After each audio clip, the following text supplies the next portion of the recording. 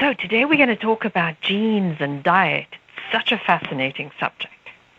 So firstly, let's start with this. Our bodies are always moving towards health. Again, I'll say that. Our bodies are always moving towards health. Always.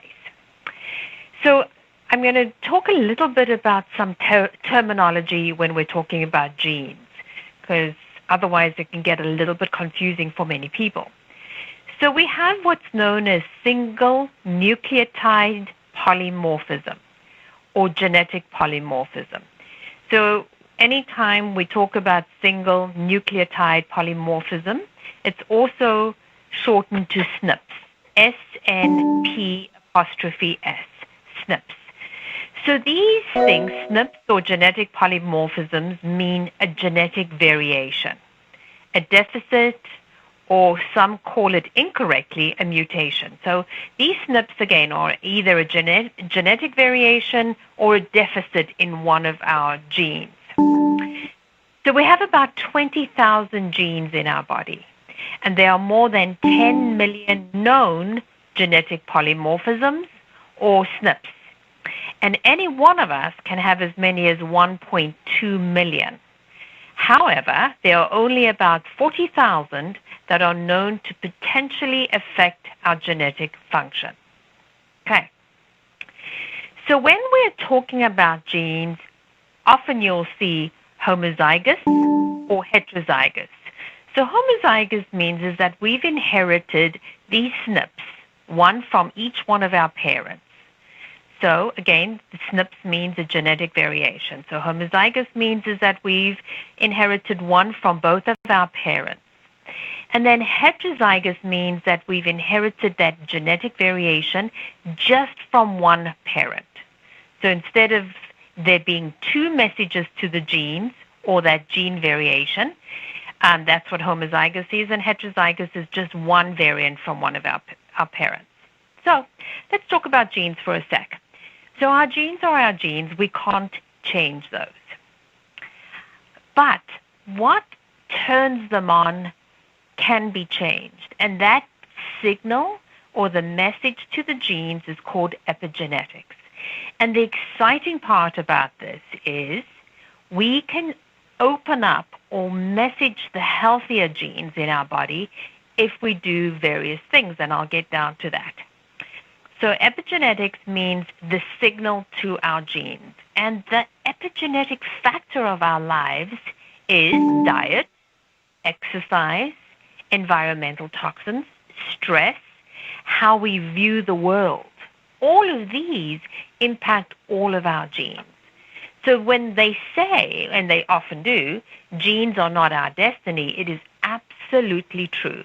And often in my practice, I'll hear patients come in and they'll say, well, my parents have such and such and such. But that doesn't mean to say that you have such and such and such. You may have similar genes, but it's what turns them on that's really important, because that's where you can make the change. So when we start to see some unhealthy aspects of our genetic makeup being opened or our genetic book being opened, those can be from our diet. Too many carbs, too much sugar, not enough healthy fats, not enough protein, nutrient deficiencies, particularly B vitamins, some copper, some zinc, vitamin C. From an exercise point of view, sedentary lifestyle for certain will open up our genes that have variants on them. Overtraining or electrolyte deficiency or carbs, again, it comes back to that whole carb thing. Environmental toxins, so in our food, in our water, in our air. It's a bit of a sore point right now, right? In cleaning equipment, so chemical cleaners, in our cosmetics, paints, pesticides, herbicides, all of that can have that message to our genes. Then we talk about stress, of course, so physical stress. So physical stress could be chronic infections, food intolerances or food allergies or sensitivities.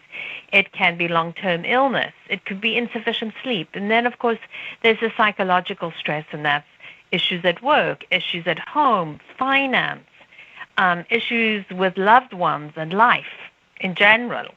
So all of those things impact our genes.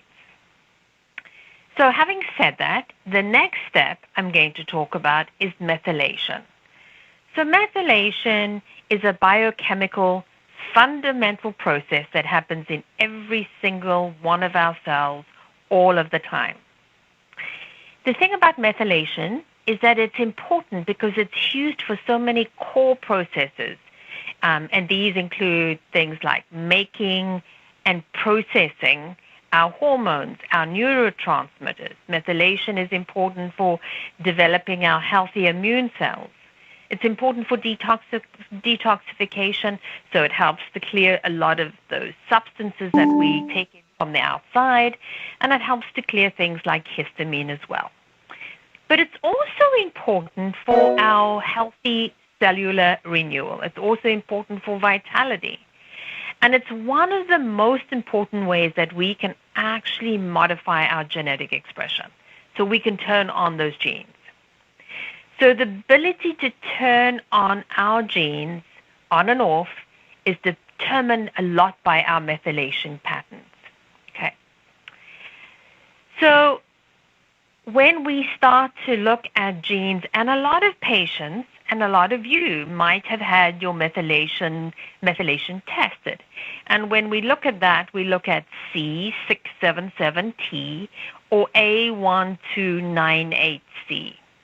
And a lot of times people will test things like homocysteine just to see what your levels are doing. And really what we're looking for is your B6, your folic acid levels, and seeing whether that is important. So if we're looking at 677T or A1298C, well, those are parts of our methylation function. Now, a lot of times I've had patients way back, even as far back as 2015, 5 years ago, who would say to me, oh my heavens, my methylation pathways are really messed up. I'm in such a state, because they've had the tests done, but pretty much most of us have variants on these particular lines. And so some people will take B vitamins or get recommended that they take B supplements. But some of these people, or some of us, are what we call hypermethylated. So some of those Bs and folic acid can make them feel not as good as if they weren't taking them. I'm one of those, and I am actually, for me, I am homozygous on both those lines. So I've had two variants. I've had variants from both my parents on my methylation genes. And I will tell you, taking B vitamins, especially high methylated B vitamins, is problematic for me. But I will tell you that when I eat certain foods, how great I feel. Because we can look at how we can change our methylation patterns and pathways by diet, which is really important because, as I say, in the past, we would use a lot of those supplements, and my colleagues and I would talk about how people react to those. So the supplements are important, but we don't want to overdo them. So way back in 2015, we were giving people lots of high amounts of Bs and folic acid. Now we know it doesn't work that well, and that's what the data suggested 5 years ago. Now diet plays a huge role. So here's the diet for methylation. We start off with animal proteins, and last week we spoke about how important those amino acids are. But they are extremely important in helping with our methylation pathways. Eggs are very high in sulfur amino acids and choline. And guess what is the best protein you can possibly have for your methylation pathways? Yep, it's liver. Liver is the densest source of wide range of methylation nutrients. So it's got folate in it, it's got B vitamins, it's got choline, and it's got trace minerals in it. It's the top tier of superfoods, folks. So get over that fact that you don't like the taste of liver and just eat it. It's delicious. Anyway, moving on. Salmon and other oily fish are also excellent sources of DHA. The DHA is that part that's required for the brain, but it's required for our methylation process too. And that really does help with MTHFR and methylation activity. And you want to be aiming for about 6 to 9 ounces of animal protein per day. Now, a 3-ounce serving is roughly the size of a deck of cards. So here are the foods that are very, very good for methylation from a protein point of view. Anchovies, fish roe, liver, eggs, salmon, sardines, whitefish. Really good from methylation point of view. I'm going to be having that liver this week, I can tell you. Now, vegetables are also a core component of the methylation diet since they provide many nutrients and many flavonoids and also what is known as methylation adaptogens. So adaptogens, or the methylation adaptogens, just helps balance the methylation activity in our body. And this happens at a DNA level. So it's important for that. And they also are important because they can reverse or prevent over-methylation. So again, it comes about if we use too many things, we can over-methylate, and then you or patients don't feel so great. So fiber is important, certainly from a healthy microbiome point of view. So we want that from the vegetables that we eat. Fiber is very good for the gut microbiome, of course, for the gut bacterial, but it's also important for removing toxins and waste from the body. And so we mustn't forget about all the vegetables that are very high in color because, again, we're looking for those phytonutrients, and those foods are important for methylation activity. So here are the best vegetables. Artichokes, asparagus, beets. So beets have trimethylglycine in it. Really good. Capers, garlic, leeks, mustard greens, okra, sea vegetables. So sea vegetables is going to be things like nori, the seaweedy things, the things that you have sushi, the sushi wraps made from those, kombu, kelp, all of those are very good for methylation. But so are shiitake mushrooms, spinach, huge, sun-dried tomatoes, turnip greens, daikon radish. Now you're thinking, well, how do I get all of that in my diet? Just choose one thing a day. Easy peasy. Just put some beets in or put some asparagus in or some artichoke. So we know that a lot of these foods that I've just mentioned are also very good for gut bacteria because they are like prebiotics too.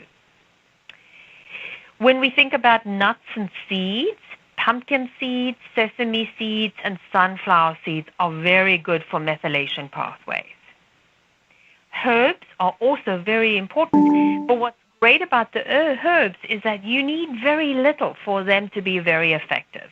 So even small quantities are going to message your genes in a healthier way. Rosemary is probably one of the top herb, and then, of course, spices like turmeric. Yeah, I have an issue around turmeric, as you probably know. Fats, the important fats for methylation are going to be MCT oil, medium chain triglycerides. So coconut oil has 3 different major molecules in them. Of course, the 3 are lauric acid, caprylic acid, and capric acid. So a lot of times the MCT oil is made from just caprylic and capric acid, and the lauric acid is sloughed off. So lauric acid normally gives coconut that white look about it and also keeps coconut solid at room temperature. So MCT oil is pretty much made with just caprylic and capric acid. But it seems that it has a major impact on our methylation pathways too. Other fats that are good are going to be fish, shellfish, flax oil, walnut oil, hemp oil. Fruit, guess what that's going to be, folks? Yep, the berries. High in phytonutrients and therefore really good for our methylation pathways. So apples are good, avocado, olives, oranges, pomegranates. Pomegranates really important because pomegranate has ellagic acid in it, and it's really good for detoxification, so therefore important for methylation pathways too. And I'm sure in a couple of weeks, because that's really our fall fruit, we'll start to see them in the market, and they are delicious. I'm putting some of that with some salads. Oh, that's great food. And tangerine. So some of the citrus fruits seem to be very good for methylation. Dairy is ghee, goat cheese, Gruyere, some kefir, Parmesan, Romano, and some yogurts unsweetened are important too for some of the methylation pathways. And teas, green tea, oolong tea, and chamomile tea, great for methylation.